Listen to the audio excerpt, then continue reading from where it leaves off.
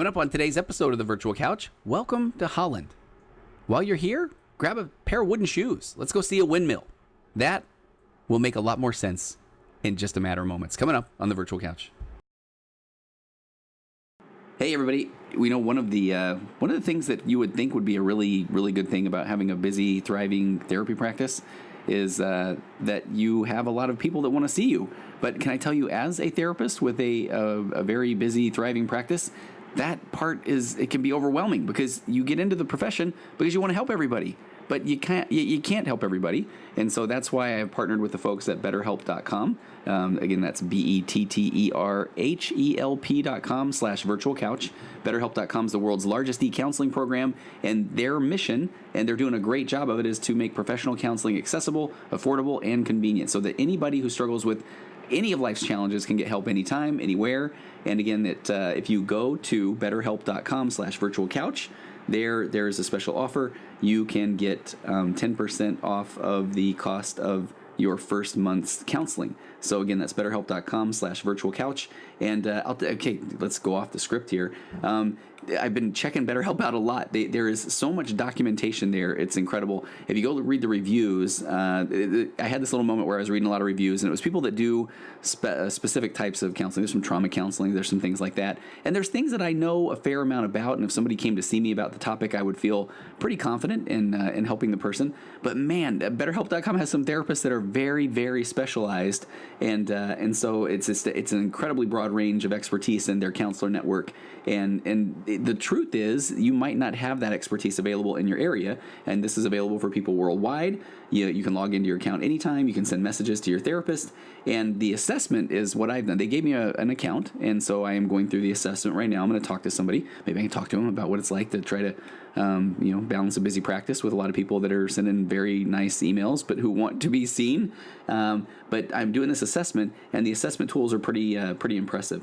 And so they assess your needs, they match you with your own licensed professional therapist, and you can start communicating in under 24 hours. True story, today I had to reply back to somebody and first tell them that I was full, and they said, no, really, I'll wait. And I didn't even want to tell them like how long the wait is. So BetterHelp.com, I think they have 4,000 therapists or 4,500 therapists access to, so you can get in and see somebody pretty quick. But go check out the reviews, BetterHelp.com/reviews, and again, go to BetterHelp.com/virtual couch. That's BetterHelp.com, and join over 500,000 people that are taking charge of their mental health with the help of an experienced professional. And I'll leave you right here, special offer for Virtual Couch listeners. Get 10% off your first month at BetterHelp.com/virtual couch. And one more quick thing, the price for therapy, it actually really is. I had a couple of people email me after I did the big intro before episode 140, and it's a little more affordable than a lot of traditional therapy. And again, it's licensed professional therapists. So BetterHelp.com/virtual couch. If you just are thinking about going to therapy, go check it out. And let's get on with the show.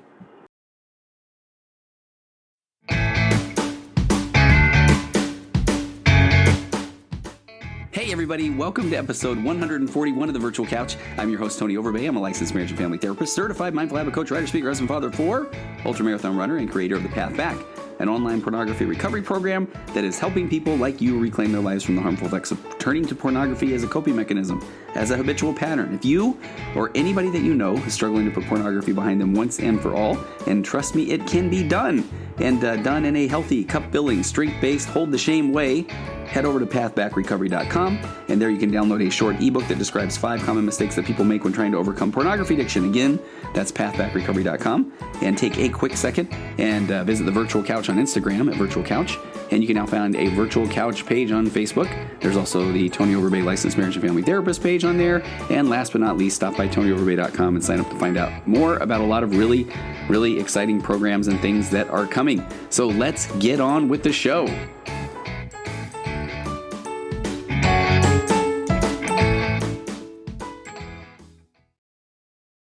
All right, welcome. We've got an afternoon recording. I can hear the white noise machine in my headphones, and hopefully you can too. That tells us that we're recording in the middle of the day. Had a client cancellation today, and those are rare at times, and sometimes I don't know what to do with myself. So I thought, let's record a podcast. Let's kind of do one off the cuff. And and I'm really excited about this. It's so much so that I put a little bit of pressure on myself that I really want this to be, I don't know, I want it to be a good episode. And as I say that, it's as if I didn't want the other 140 that came before this to be very good. But let me do a little bit of a setup. So many, many years ago, I had someone who brought to me a poem. And the poem, is it a poem? I think it's maybe not a poem. Maybe it's just it's an essay. I think it's an essay. And the essay is entitled Welcome to Holland.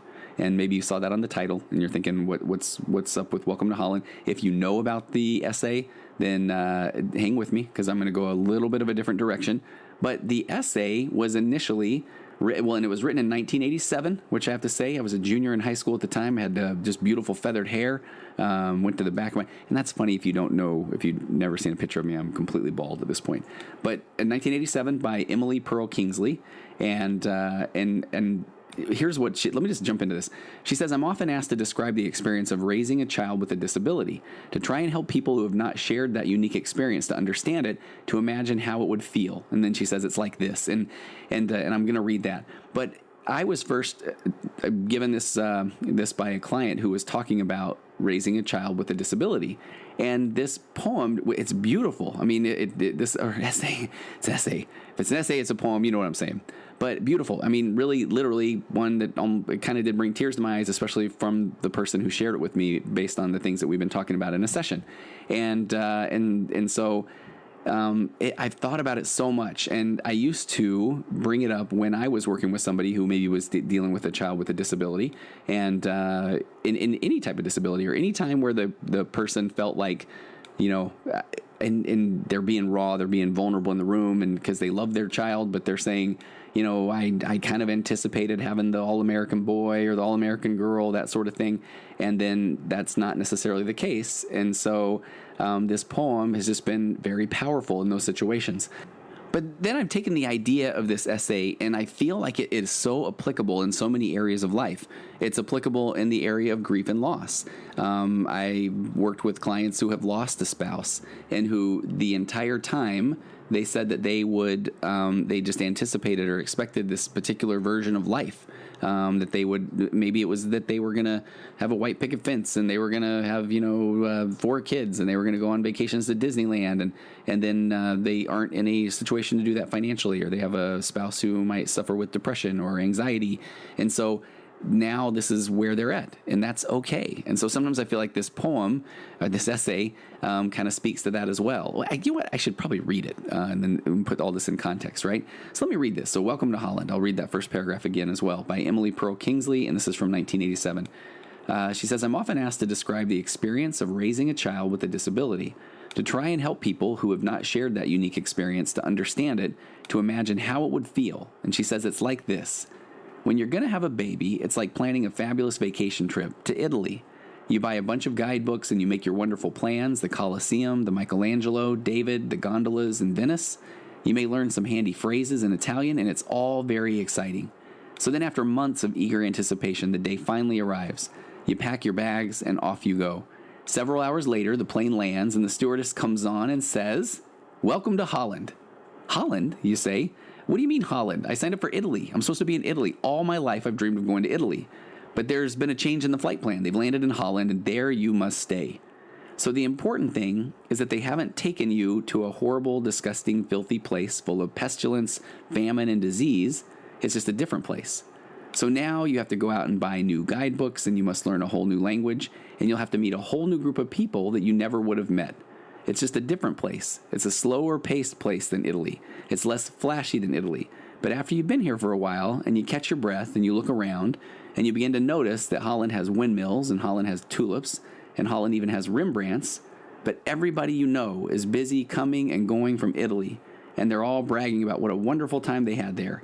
And for the rest of your life, you will say, yeah, that's where I was supposed to go. That's what I had planned. And the pain of that will never, ever, ever go away, because the loss of that dream is a very, very significant loss. But if you spend your life mourning the fact that you didn't get to Italy, you may never be free to enjoy the very special, the very lovely things about Holland. So I hope you can see why I just find this a remarkable, a fascinating, a beautiful essay, and how it can be applicable not only to having a special needs child, but it can be just applicable to your life. I mean, how many of us had those plans of going to Italy? Super funny thing here is that when I tell this without reading it, I don't know where. I always talk about Hawaii. So I say that you're packing your bags and your swimsuit, your sunscreen, and you're learning all about Hawaii. But so how many of us do? We make those plans, and our entire life we're thinking about going to Italy, and we've heard our parents talk about Italy, and we see our friends talking about Italy, and then when we are, our marriage, we think is going to be like this trip to Italy, but then we're a few years in, and we realize, okay, due to circumstances of financial or mental health issues or grief, loss, death, movement, those sort of things, that all of a sudden maybe we're not in Italy, but we're in Holland. And so a lot of times I think that a lot of clients I work with spend a whole lot of time in sessions talking about Italy and what Italy would be like and why they should be in Italy and how their friends are always talking about Italy. And I'm kind of trying to work with, let's kind of explore Holland. And that concept is that concept of being very present, of being mindful. And that concept also leaks its way into those things that I love, like acceptance and commitment therapy, where if our goal is to be, to have the best marriage we can have, or to be the best parent that we can be, the best father, the best mother, to really go all in on my spirituality or on my health, then those stories of, I should be in Italy, or everybody else is in Italy, those are just stories that our brain is trying to connect, to fuse, to hook us to, so that we can then sit there and ruminate and feel bad about not being in Italy. And instead, that just keeps us away from working on being very present in Holland. So I'll kind of end it here. I don't want to kind of beat a dead horse, as they say. But how many of us are looking? I mean, maybe you're in Italy. If you are, have a little pasta, a little olive oil, and enjoy. But I'll tell you, when you go to the airport, don't just talk all the time about how amazing Italy is. Ask people about Holland. Ask them what they think about Holland. That's actually a little bit of empathy there, right? And if you are found yourself, whether it's special needs child or whether it's death of a spouse, or a parent too soon, or suffering from a mental illness, you or your spouse, any of those things, a financial disaster, someone done you wrong, you're in Holland. And go grab a pair of wooden shoes. I mean, I think that'd be kind of fun to walk around in those anyway. The sound on the pavement's got to be spectacular. But don't just always think about what it would be like in Italy. Just be present. Enjoy Holland. All right, we're going to end that one right there. And I'll see you next week on the Virtual Couch. Auxbus.